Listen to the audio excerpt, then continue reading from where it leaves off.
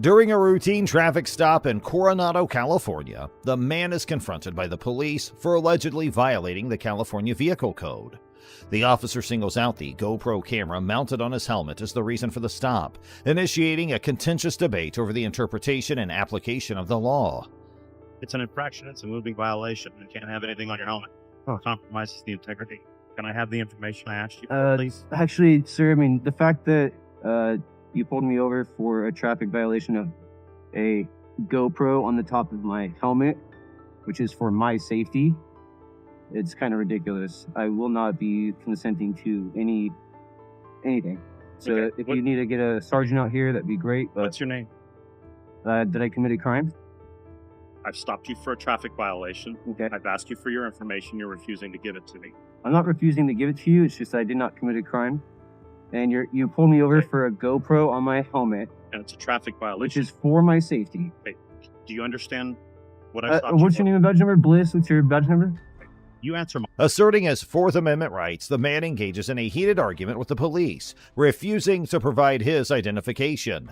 He maintains that he has not committed a crime and questions the legality of the officer's actions. And in fact, it's the stupidest thing you pull me over for is that freaking camera. Is speeding a crime? A camera Is on speeding my a- helmet. Is speeding a crime? A camera on my helmet, sir. Answer my question. Speeding a I'm not crime? answering any more questions. I'd like to speak to my lawyer. Can I have your information, please? You can get your sergeant. Sit tight. I just want to let you know that I'm also recording this stop. Of course And you I've are. asked you numerous times for your information and you're refusing to do so. I'm not refusing. If I committed a crime, I would absolutely give you my ID. All right.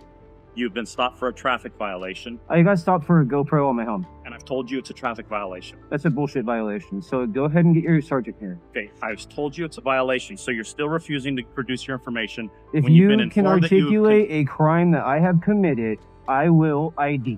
Until then, I do Okay. not have to ID. And in fact, this is a violation of my Fourth Amendment right, and I am now invoking Title 18, Section 242, deprivation of rights under color of law. If you do one more movement without getting your sergeant here, you're fucked. Did you hear me? Did you hear me? Get your sergeant here. I'm I'm done speaking to you. I I'm told you explaining- I am done talking. I am now invoking my Fifth Amendment right to stay silent. If Thank you you. fail to produce your information, Then what? You're going to you're arrest in me? jeopardy of being So that'd placed be under kidnapping. arrest. And I already invoked Title 18, Section 242. How is that kidnapping? You'll find that out in court, sir. You're failing to identify You'll to find that myself. out in Are you court. familiar with? Are you getting your Are you- sergeant? Are you familiar with Section Penal Code Are 148? you not listening to a lawful order? Are you listening to Call my your lawful order? sergeant. Invoking Title 18, Section 242, the man points out the potential degradation of rights under the color of law, emphasizing his knowledge of legal statutes. In addition, he exercises his Fifth Amendment right to remain silent, further reinforcing his stance against self-incrimination. The encounter intensifies as legal principles clash with law enforcement's demands for identification. He literally pulled me over for this. You Cody Shear? Mind your own business. Are you Cody Shear? I am not answering questions. Okay. I don't answer questions. Wow, this cop is a piece of shit. Not only is he harassing this man, he's out here blatantly saying his name. If that even is his name, he's just throwing out someone's information like that. This cop's a grade A piece of shit. Hey Cody, if he issues you a citation, are you gonna sign it? If he issues me a citation, Correct. he could take that and wipe his ass with it. Why are you being so... Because he pulled me over for a fucking GoPro on my helmet. Okay. Okay? Is that a crime? If it's in the vehicle code, then yes, it is. Is it a crime? Do you know what a crime is? Yes, I know what a crime is. If Okay. it's in the vehicle code, then it's a crime. So just tell me what the difference between a crime and an infraction is. The infraction is a crime, yes. Okay, so what, is this a misdemeanor or a felony? I don't know. It's definitely not a felony. Well, I know that, but is it a misdemeanor or a felony? It's Neither likely one. Not, it's most likely not a Either a one. misdemeanor too. Okay. But I don't. So I don't need an ID for a non-crime. He's The other cop comes to the guy and asks him to provide his ID, where he asks the cop really politely if this is a crime, and that he has a cam on his helmet, where the guy refused to give his ID to the cops. How's it going, Lee? Morning, sir. How are you? Morning. So what's going on? So it was a great day. Okay. Okay, I was just out enjoying my day, and I got pulled over for having a GoPro on my helmet. Okay. Okay, and so I let Bliss know that, this is a violation of my Fourth Amendment right. The fact that I was just traveling, I was following all the rules and laws of the road and traffic safety and nothing. And then he gets behind me and pulls me over for a GoPro. and tries to tell me that that's a violation of whatever code. What safety code? What does it even matter? You know, what if I had a fin on my helmet? What if I put my visor up? Is that now a violation of the traffic code? Like, look how close my visor is being as high as my GoPro. What violation, what crime have I committed? Please tell me. Okay, so you're in violation of the California Vehicle Code, which says you can't have that mounted on your helmet. Okay, so can you It's as tell me simple what as code that. that is? Pardon? What code is that? Pardon? I don't know. What code is it? Okay, look that up and also But tell me what crime I regardless- committed. Regardless, it's an infraction. Okay, It's like speeding. and I'll see him in court. Correct. Absolutely. need And your it's gonna be a we fun need day in your- court. Make sure you're ready for a full day, buddy. Right, and we need your information. A discussion unfolds between the man and sergeant who arrives at the scene. The man asserts his rights and questions the legality of being pulled over for having a GoPro on his helmet. Tensions rise as they debate the need for identification and potential consequences. Are you threatening me I'm not with threatening you at arrest? all. I want to know whether No, you're going to with provide us with an your arrest. identification so he can fill out his citation, so then we can give you a summons to go to court, so then you can come to court and then talk to the judge. You know how easy it is for him to just put his tail between his legs and say, "Take that off your helmet"? Art? Why couldn't he have said, if that's such a violation, why couldn't he have just asked me to take it off? Well, he would have. No, he didn't. He could have. He walked up. He wanted my ID so he Yes, can give me a wanted your ticket. ID, so he Right. could- how do you know he's going to give you a ticket? Because he asked for my ID. How do you know he's going to give you a It ticket? doesn't matter. I So mean, you're making an listen. assumption So because listen he here. asked Look for an here. ID Right here. that you're going to get a ticket. Right correct? here. No, don't be So- grabbing, and you're getting too close to my personal stuff. Right here is my ID. Okay. Okay. Am I being threatened with an arrest because I put a GoPro for my safety on my helmet and got pulled over by a... The man firmly asserts his belief that he is not obligated to provide his identification unless he has committed a crime. He challenges the sergeant, accusing him of violating constitutional rights and asserting that law enforcement officers are merely public servants. He provided the cop with the ID. You asked for one thing, you got one thing, that's all you're getting until this I speak to my lawyer. Well, I'm not a party to this. I was just throwing it out there. Okay. Just to throw it out there.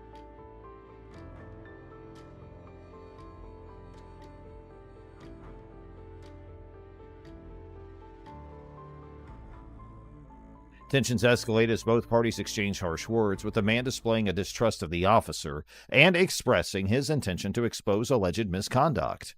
The encounter concludes with the man receiving a citation and preparing for a legal battle, vowing to challenge the actions of the officer and seeking accountability for what he perceives as a violation of his rights. Hey man, how's it going? All right, how about you? Good. Have your name and badge number, please? Yeah, it's Officer Gris. My badge is 1641. Is there Officer a reason Gris. why you're recording our bus? Yeah, I'm gathering content for a story, Sorry. personal story. What about? It doesn't matter. Okay. Is there something we can help you with or help answer any questions for you? Nothing at all. Thank Okay. you very much. Are you able to give me your information just so I know who I'm talking to? Negative. You can call me good citizen. What is it? Good citizen is what you can call me. Okay. Is there any reason I gotta know why you're... Am I being recording detained? right here? The lady cops come into the frame and ask the individual about why he is recording, to which the individual assertively asks for the name and badge number of a lady cop, suggesting a desire for accountability or documentation of the interaction. The lady exits the scene.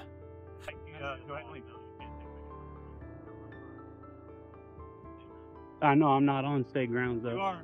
If you're on the other side of the south side, you're more welcome to do that. This is actually a public thoroughfare, So I'd right? like you If to I go on was the other side if of I the was stop coming to sign. visit somebody, I could just drive in here, right? Correct, but on the other side of the stop sign, you're more welcome to do that.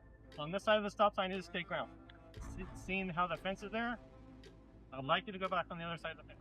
Well, I'm on this side of the fence. That side of the fence, please. I'm not sure that I have to, boss. I'm asking you. I'm asking nicely. I know, I don't understand. want- I, you under, don't I want to understand that. I or anything understand like you're that. asking me nicely, but I'm not sure that I have to do that. I'm here to get some footage. I'm a journalist doing gathering footage. Can I see your ID credentials? I'm not going to give you my ID, Why not? and I sir? don't have to give you credentials. So I'm a journalist gathering content for a story, and I'm allowed to do this right here. I You are looked welcome up. to do I that on the looked other up side your of the guys' stop sign. property line. On Actually, the other it's side of the very stop sign. public. You Your understand what I'm guys' telling you? This is actually a public thoroughfare. It's So not. if this I is state ground, sir. no, this is I understand it's state grounds, but it's public. Then another officer comes in. The individual and the cop they interact with disagree on the permissibility of recording in this context.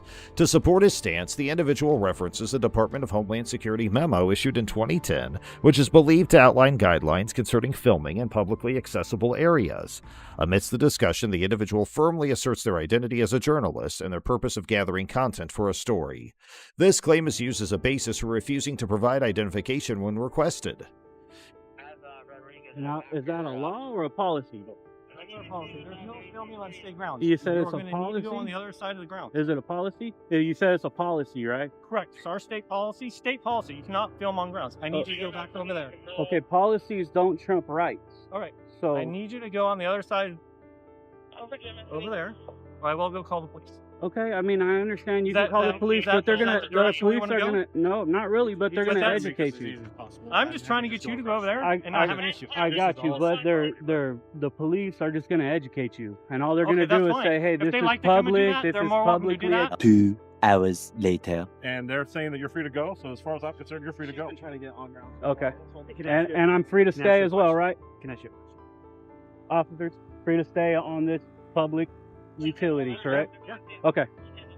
Thank you, guys. Hey, what was your name again? Figueroa? Is that it? Figueroa. Thank you for being professional. I appreciate it. You're welcome. Very, very courteous. And I will go ahead and get out of here now. This. The discussion surrounding the classification of the location as either public or private property. The man engages in a back and forth with the individuals present, questioning the designation of the area. In response to potential interference, the speaker mentions the possibility of calling the police and expresses confidence in their ability to remain on the public utility. As the conversation progresses, tension escalates and the individual becomes increasingly confrontational. They challenge the officer's perception of ownership over the property, questioning their authority and implying a sense of entitlement. The speaker also makes remarks about the significance of obeying orders, perhaps suggesting a critical view of the officer's actions or perceived abuse of power. I'm just curious. I'm not being a dick. I'm just asking questions. Mr. Helmer, Jay, Jonathan. I don't want to call you. You've obviously got my name, but you won't give me your name, right? Of course I won't. I don't have to. I'm a private citizen. You're a public servant. It's a big difference. Right? Don't you agree? Why wouldn't you give me your name? If Just no because issue, right? I don't have to. 'Cause you If you could educate the officers as far as dealing with the public and standing on public property. So, Who do you work for, bro? what was that? Who do you work for? I work for me. I work for myself. Yeah, I'm independent. Yep, Okay. I am independent. You got Yep. the footage you needed? Yeah, I'm done now. Okay. I'm Is there done anything now. You need from him? Nope, he has the information to contact our public information officer. So I am requesting that you leave our grounds now. Okay, this is public. Look, we got that straight, right? I'm in public. You get more welcome. Now to I cross might the street. stay here for another hour. I mean, you know, you can take a picture of me. I'm That's gonna fine. That's okay. That's your right, officer, Correct, to do that's that. law. What's your name, sir? Yeah. I'm not gonna give you my name. Is there the reason you don't want I to do just don't give my name out. that? Are you wanted by the law? No. Are you wanted by the law? I'm wanted to do my You job. got anything on you you're not supposed to have? No, everything is perfectly legal. Except The speaker engages in a back and forth with the individuals present, questioning the designation of the area.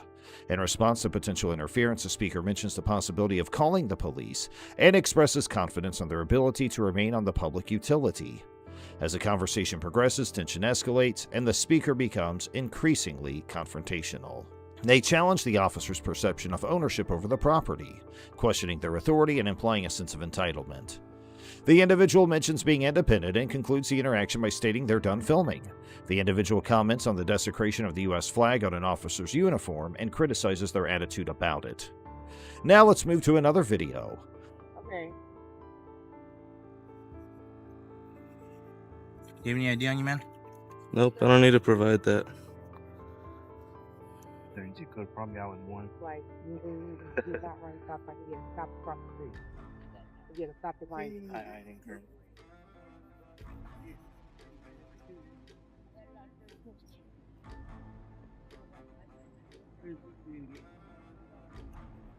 What's up, man?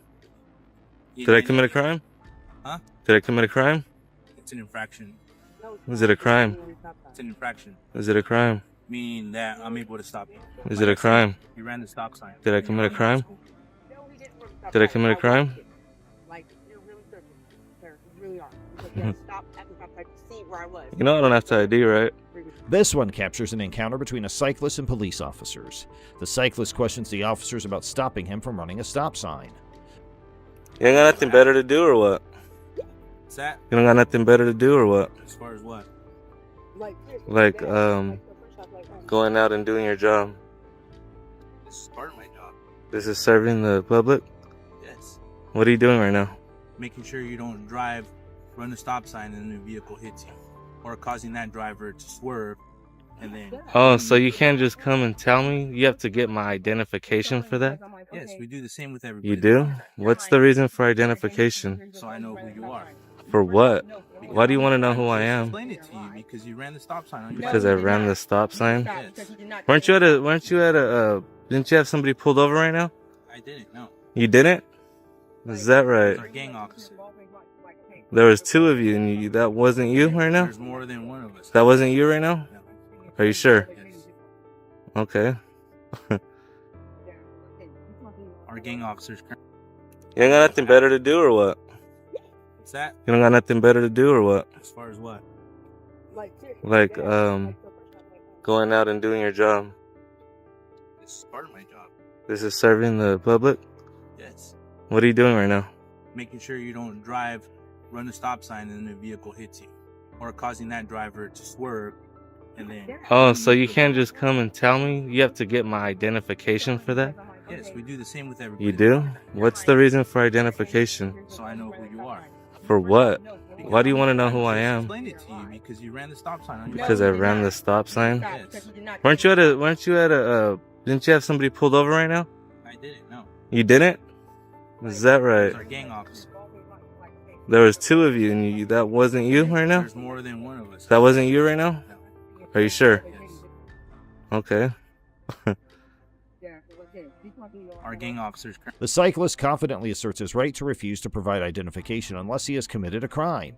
He challenges the officer's authority by questioning the legitimacy of the stop, emphasizing that running a stop sign on a bicycle does not constitute a crime.